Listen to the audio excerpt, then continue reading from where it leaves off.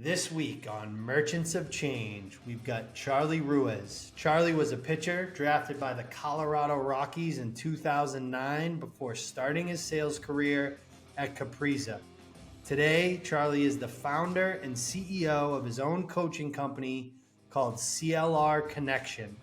Here he is, Charlie Ruiz. I'm JR Butler, co-founder and CEO of the Shift Group, and you're listening to Merchants of Change. This is a podcast about transferring the skills and behaviors we acquire as athletes and military veterans into becoming a professional salesperson. Each week, we'll introduce you to a top performer who will help us understand how they became professional merchants of change.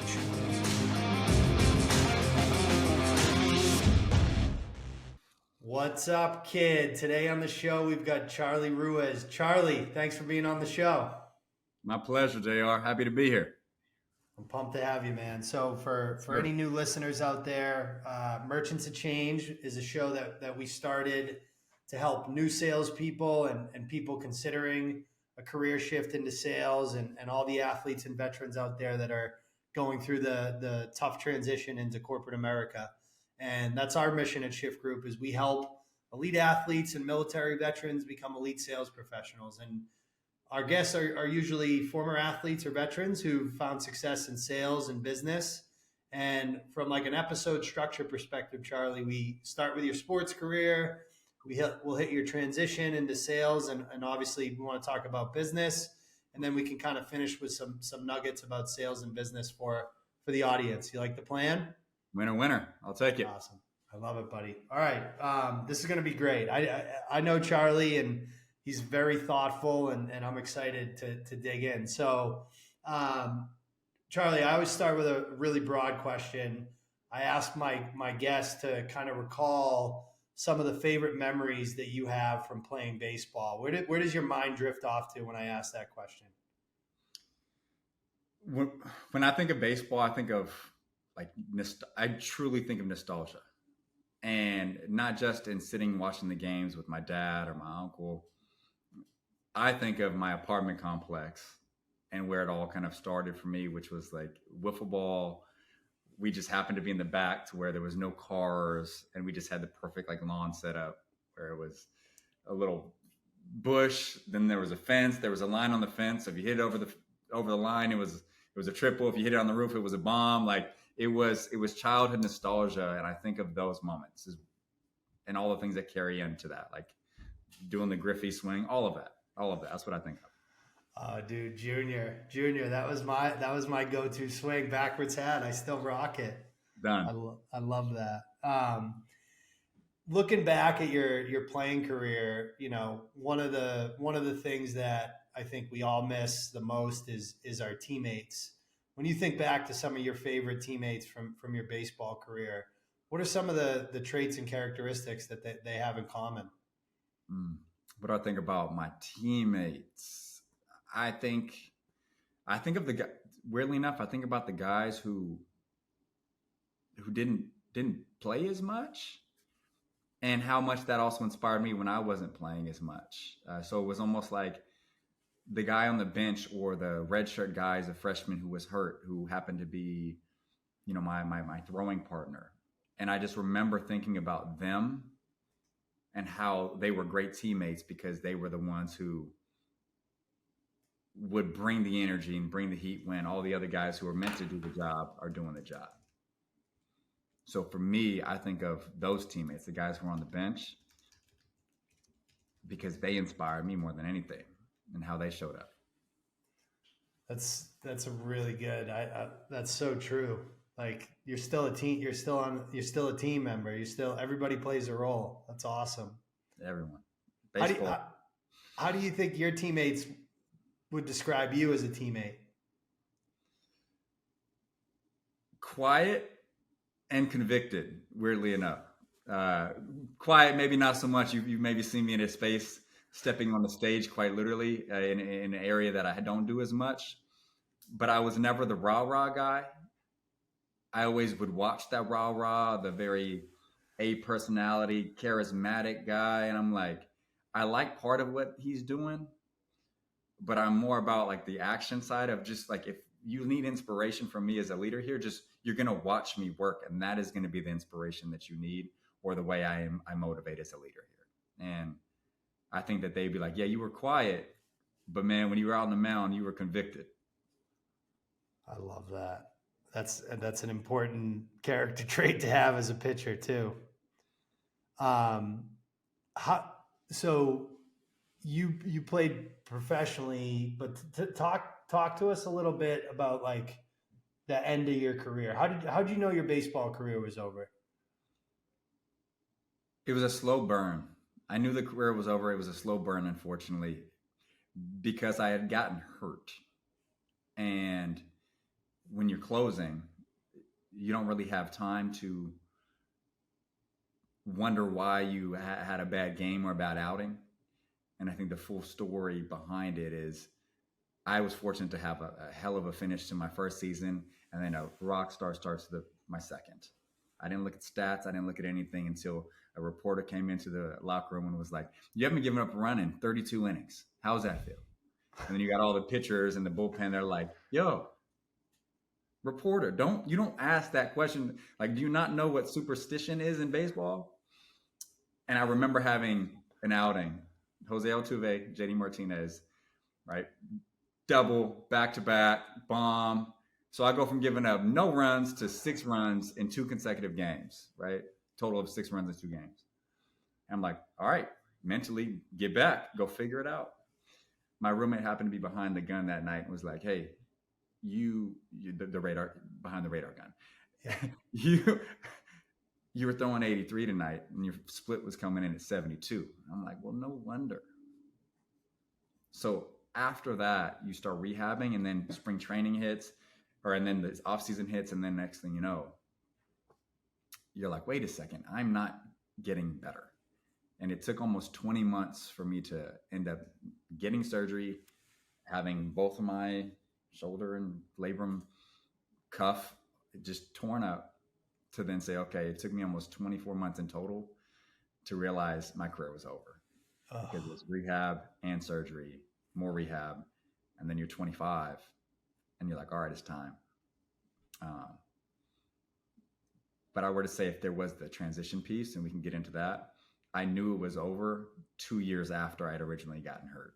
Yeah. Which is a long time to just be in limbo. Yeah, that's tough. Injuries are the worst way to go out, man. I can relate. And that was it. That was it. But I think that's where, if you were to take that, JR, into the transition piece, it was, I had to go back to my junior college, and I had to find a way. Somebody told me to close the chapter. And I went back to coach to really see where I was at and to rehab. And I remember getting out there. I called my dad. I said, hey, Dad, I'm going to throw an inner squad to the guys that I was coaching all fall after 22 months of rehab. Went out there. My dad came out, sat in the same bleachers that meant the world to me, because my junior college was the 2 most transformational years for me ever. My buddy was in the back behind the fence watching. I called him. And man, I go out there and I like let it all out there. I was like, all right, let's see where I'm at. 80, 81, 82. I come off the mound. Guy was like, hey man, that was it. Like, you hit 83 once. And this is almost 24 months after rehabbing. I hugged my dad.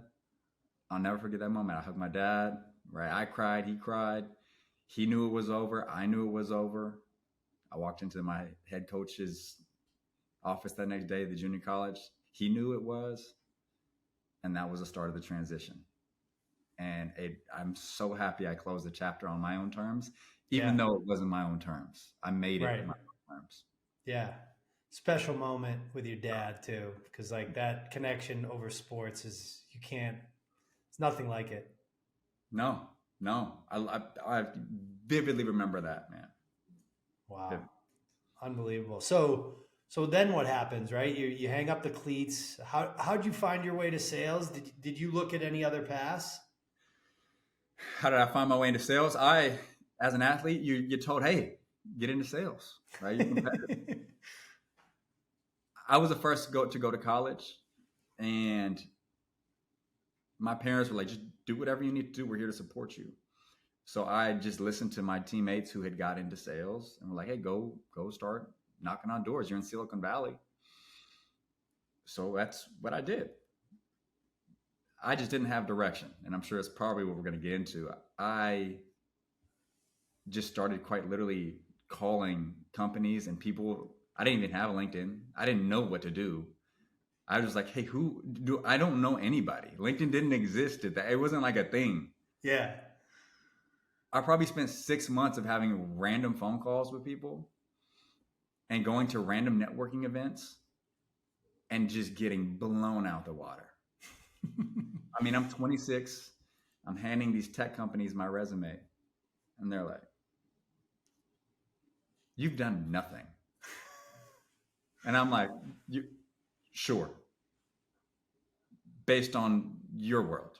But based on my world, I just accomplished something that a very, very, very small percentage of humans will ever get a chance to. But I'll, I guess, not take that intern job and go take my resume somewhere else. Yep. And you ended up landing a BDR job at a company called Capriza, right? Yes, a company called Capriza, Palo Alto, small Victorian house, 11 people. Me, other gentleman, Ryan, the two kind of BDR marketing people doing a little bit of all the things. I'll never forget sitting there and interviewing and walking in and having a gentleman named Bob, he was one of our solution engineers, look over at me and go, hey, just so you know, all those phone calls and all the things you're doing is going to serve you later in life. I know it don't feel like it right now, but it will. And the only reason why I got that job, JR, was because I sat across from two athletes. One was a football guy. One was, I think, a lacrosse guy. And after getting no, they look at my resume and they're like, you played pro ball? I was like, yeah, you know. And they were like, oh, we could teach you some skills, man. We're going to sign you for like no money. You know, 30K in the Bay Area is not any money, right? But No. they're like, hey, for 6 months, we'll see how it goes, or 3 months, and then we'll bump you up to like what you should get. I said, hey, at this point, put me in, coach, sign me up. I need something. Yep. Got the job on the spot after lunch, drove by the Facebook sign where it used to have a big thumbs up in Menlo Park, took a picture, and my next career was off and running. That is awesome, man. And by the way, that point of like, this is going to serve you the rest of your life is truer words have never been spoken, man. So true. What was hard in that first role? What was hard? What was easy? Like how would you describe that? I think what was hard about that first role was the lack of direction that I had, that I wish I had had. And part of what I share with other folks now. I didn't have direction, and it wasn't because of my managers or my current boss. They were busy doing their own thing. These are chief revenue, VP of sales. These are people that are out on the road. Hey, go figure it out. Well, I just spent 20 years being told what to do for every single part of my life in sport and performance. And now I'm like, email, Google, like automation, like what is this? So I had no direction. I just had, go do the thing. I needed more direction and guidance. What was easy for me? Yeah. What was easy for me about that first job was probably being able to connect with the people internally, right? Getting to understand how they operate, learning about them and being curious about what works for them and what doesn't work for them. And then building the relationships, which to me is one of the most important things I did back then and that I continue to do in every space that I step into. I couldn't agree more. That's one thing I think that gets undersold about athletes specifically is like they know what it means to be on a team. And when you're a rookie, you're used to like looking up to the vets and being like, all right, this is someone I admire. I'm just going to mirror this person. And there's so much value just in that approach and that mindset that people don't really, I think it gets discounted a lot, you know? 100%. It's welcomed. And if you don't have the manager or the team that is providing that space for you, and you've been in that space and you enjoy that, to ask for that help, to ask to shadow, it was such a hurdle for me to get over. And not to mention the ego that you may have as an athlete. And also the fact that there's a lot of egos in technology too. So you may be asking help from the person who maybe has a bigger ego than you and they don't want to help you. Right. And that's a hard pill to swallow too. Yeah. Very good point. Very good point. Now, you talk about the lack of direction. And I know you have these conversations, so I'm really curious to get your take on this. If like another pro baseball player called you up and said, Charlie, I'm about to hang up my cleats and I'm thinking about getting into sales. What kind of guidance are you giving those people? Are there questions you ask? Are there things that you tell them to like make sure they're on the lookout for? What kind of guidance am I giving the pro ball player who wants to get into sales? Yeah. First, to go find somebody, a team. And by team, I mean a person, like your next board of directors, your next coaching staff that's going to help serve you in this next phase of your transition for sales. Go talk to someone in software sales. Go talk to someone who does door to door. Go talk to someone, right, who's a VP who oversees sales leaders. Like, go get curious first on what the profession entails before you just jump right in and go, I just want to get into sales. Like, what does that even mean? I have them go define and figure out what that looks like. And then from there, it starts to get more clear. Step one, find that. Step two, now go find your coach, mentor, or program that can help guide you through that process. That's good. When you're thinking about that part of the step where it's like, all right, they've had enough conversations where they know exactly what it means to be in sales and to start that career path. How would you coach someone when they're thinking about selecting a company? I think, the Victorian house in Palo Alto is a really cool experience. It's not for everybody. I actually don't think smaller companies are better than bigger companies or vice versa. I think they're different. And it depends on the person, but like there are certain characteristics that I think are important in a company that you start your career at. What's your list look like? Such a good point. What is the compare and contrast of the company, what to look for? Yeah. Two-prong answer. First one being, if you need guidance and support and you know that you work better with that, which a lot of athletes do, go join that bigger company that's less sexy. Go get the systems, go get the training that they already roll out as part of the onboarding so that you can kind of learn some fundamentals, right? To understand, okay, hey, I've got a good manager support system. I've got 10 other guys, gals that I can kind of learn from, and I'm going to get a team environment. If you know that that's the type of environment that you thrive in, don't turn away the company that has the training already built in. If you know on the other end that you want autonomy, you got some background, you don't mind the lone wolf, you like figuring things out, you're a problem solver, and you've kind of done that work, you know that, yeah, the startup environment where you can wear multiple hats is great for you. So I like to just kind of separate and ask them questions to get them to think about where they like to show up as an athlete, right? Or a military leader, like where are they? How do they like to operate? And then from there is where I kind of nudge or offer the compare and contrast. Because after Capriza, I went to Salesforce. And in 6 months, I was out because I realized that wasn't something that I wanted. And that was a quick turn. I failed there. Yeah, I think we share that in common. I don't think I do well. I've never really worked at a big company. The biggest company I worked at it was like 15 people when I joined and it became 700 people. Yeah. And like when it was 700 people, I was like way out of my element. And like you said, it's about the person. That's really good advice. And that really starts with self-discovery, I think.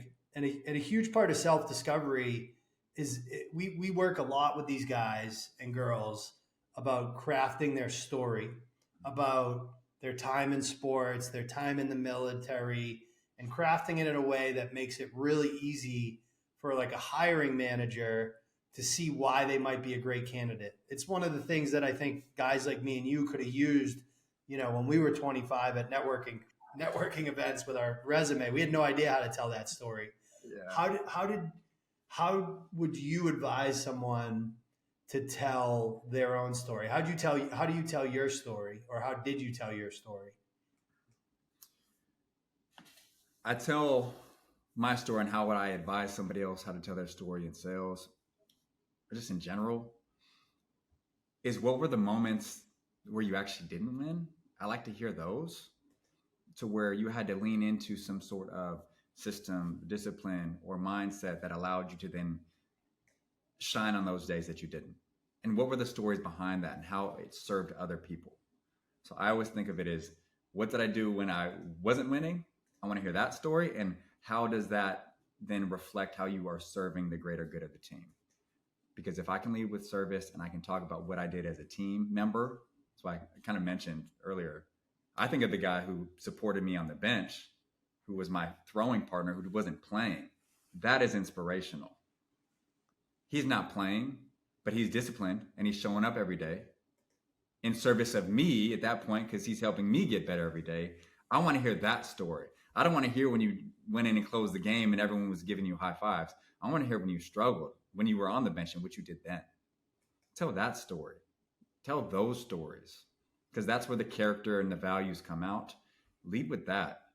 Less about the other stuff. That's really good, and it aligns really well with our message to these folks as well. And I honestly, I think that's important for any transition, like being able to understand what's meaningful from the prior experience into the next one. You, like me, you made a big transition out of sales and started your own business and became a CEO. What inspired your entrepreneurial journey, Charlie? Trial and error. I never knew I was walking into the show. I don't know how it was for you, right? If you always knew you were going to be an entrepreneur. I didn't. No, I did not. I think what I realized was I looked into the self-awareness part of what gives me light. What do I enjoy doing? And unfortunately, I was, at a company managing accounts. I had a great leadership team. At 3 or 4 years into my sales career, and it was just a long sales cycle. And for me, it was more of not just a long sales cycle, but it was what lights me up every day. And it was the conversations I was having with my teammates. It was when I would get to go on site and work on a problem with somebody directly and walk out of a room and be like, we just solved something, like live. It was when I decided to go coach at the local private rival high school. Still can't believe I did that, but it was transformational, because it was a realization of you need to have some sort of immediate impact. And what way to do that? It was through coaching. And through that process, I ended up walking into this communications firm in Silicon Valley who had been coaching leaders for decades. And I was introduced to the world of what executive coaching is. After 5 years of immersing myself in that, I was like, I got to go do this for myself, because then I can say yes to the individuals, the groups, the teams, and the companies that I want to work with, that have an athletic DNA, that have a military background, that understand my language. Let me merge those worlds. And the inspiration came from that. Can you talk a little bit about your business now, Charlie? What you do and like what makes you unique?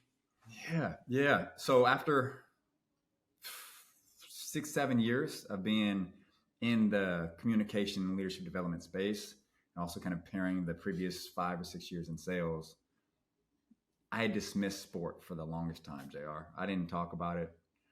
But what I realized through some of my coaching and facilitation, that when I can blend the worlds of performance and sports, right, the mindset, the discipline, the habits, and some of the business acumen that I learned with some of the leaders in Silicon Valley, that there was a correlation of what performance is from a team and an individual perspective.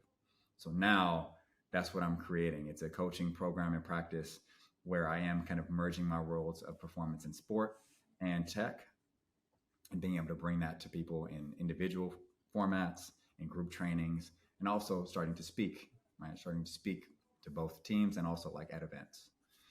So I do see a vision where eventually I got a team, right? A team of former professional athletes, Olympians that also have the affinity to service and impact, where I got a suite of individuals that can come with me and we can go facilitate and and and guide leaders through our blend of sport and performance. So awesome. And I've been Charlie and I met because I followed him on Instagram originally, and I highly recommend our listeners to do the same. His content is awesome, inspiring, and just really cool. And actually, it's funny, Charlie. I know we're talking about two different things here. We're talking about sales, we're talking about coaching, but as the son of a coach, I think, and I've coached myself, coached youth hockey for 15 years in South Boston. I think coaching and selling have a lot in common. Ultimately, you're trying to move people. You're trying to help people make changes that will improve their results.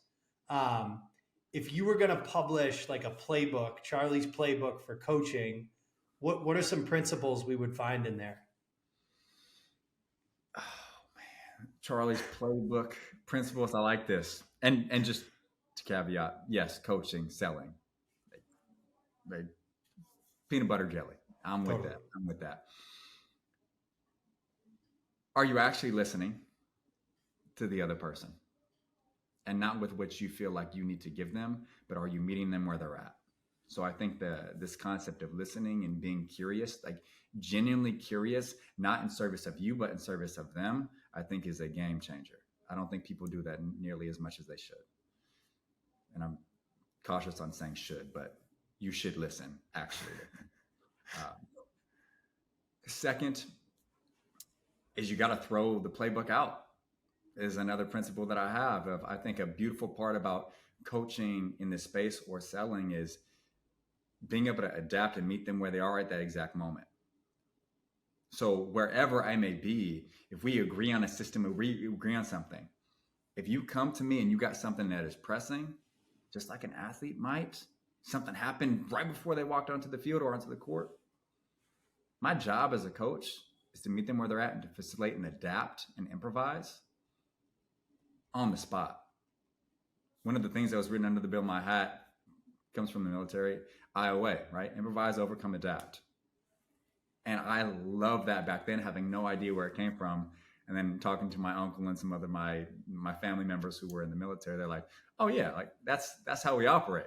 And I'm like, "Well, no surprise. That's why I love that, and that is how I approach my coaching too." What is the O? It's improvise. What's the O? Overcome. Overcome and adapt. Yeah. Well, IOA. I'm stealing that. I'll give you credit. I'll give you credit twice. That it's mine. That's my rule. I love that might be the name of the episode too. That's awesome. I love that. I've never heard that. Yeah, and it's. I realized that it came from military through conversations with folks, whether there's uncles that were Marine, Army. They're like, "Oh yeah, it's like a prime. I think it's from the Marines." That's what it was, and I'm like, "That's what I'm doing on the mound at the end of the game because everything is going wrong." Improvise, overcome, and adapt. It was just like a frame that I would always tell myself.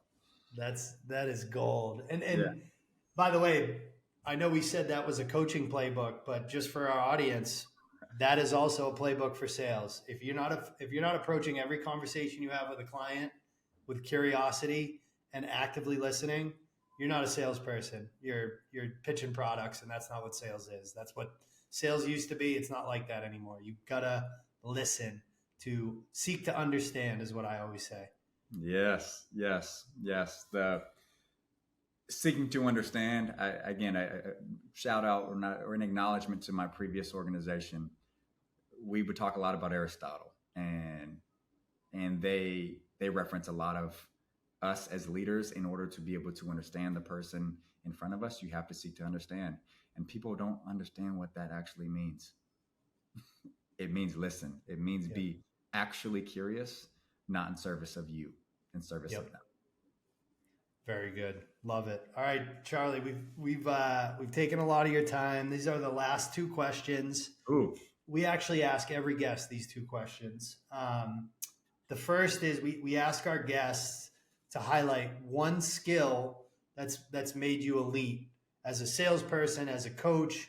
What would you say that top skill is for you? Being able to adapt in the moment and facilitate dialogue amongst other people in the room. So as a sales, let's say, leader in a room, or I'm pitching, I'm in the conversation. A lot of the times it's not when I'm talking, it's me facilitating JR and this gentleman or this woman who are having the conversation. And then I get to listen on what they're talking about. So then when I go back, I'm crafting something that is not what I said, it's what they said. That's good. That's good. I interviewed someone yesterday who's a sales leader, now a CEO. She was a cheerleader for the San Francisco 49ers, and very similar answer. And I think you'll like this. She said, connecting the unconnected. That was her elite skill. Isn't that good? Absolutely. I love it. Man, a connection, right? That is my company's name, right? Yes. It is connecting the unconnected. I love that. That's awesome. That's great. All right. So last one, we have this thing, we talk about it a lot. We say, like, when we're working with a candidate or a leader or whatever, when we're working with somebody that's operating at the highest level, I always say, hey, that person is dialed in. And when people ask me, why do you work with athletes and veterans? I actually say, it's like, because I don't need to explain what being dialed in looks like, right? Because if you've served in the military, you've played college sports or higher, you know what dialed in means. How would you describe a sales professional that is dialed in? Unbothered. Calm in chaos.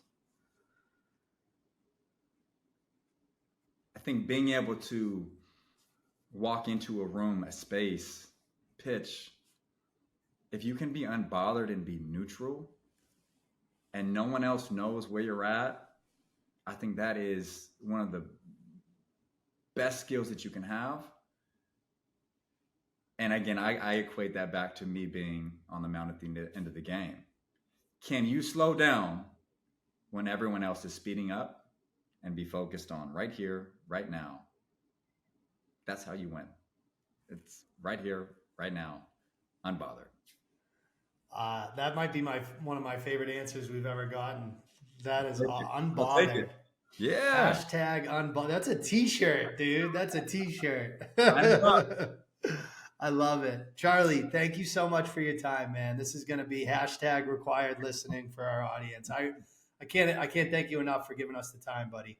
Of course. I love what you and the group are putting out to the world. It's needed for not just the military vets, for athletes, but truly for the world, even outside of those two people, those two groups. I love what you guys are building, and I'm here for it all. Thank you for having me. Thank you. Thank you.